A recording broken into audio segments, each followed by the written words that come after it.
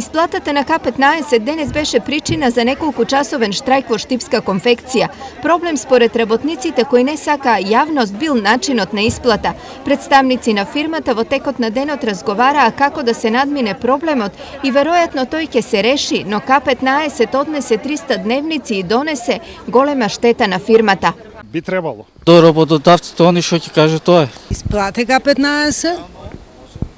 Значи, согласно закону, сметам дека сите ќе го почитуваат и дека во стопанството ќе се исплате. Ова е само прво, но веројатно и не последно недоразбирање на темата К-15, бидејќи досегашното пролонгирање на исплатата значи проблем, зашто работниците се надеваат дека ќе го добијат. Од друга страна, најголемиот број од фирмите тоа не се во можност да го сторат и бараат начин како да се покријат пред законот, но и да ги спасат фирмите од нови долгови.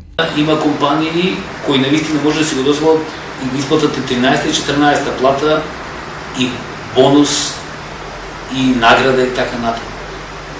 Меѓутоа, што ќе прават оние што не може да го направат? Тоа се прави на начин на кој сам ќе одлучи работодавачот кога ќе го потикне, ќе го мотивира и ќе го награди својот работник. Поради ова, од околу 35.000, К-15 досега во источниот регион добиле од 2.000 работници, што е околу 3% од вкупниот број. Подолг период се провлекува неликвидноста во стопанството, која посебно ги засега малите и средни предпријатија. Именно, тие не располагаат со доволен фонд на парични средства, неопходни за вршење на својата дејност.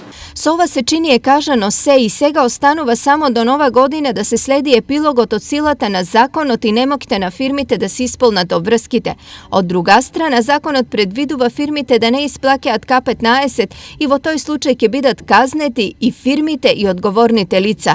За К-15 работниците ќе треба да тужат, опција која веројатно е еден од излезите за газдите.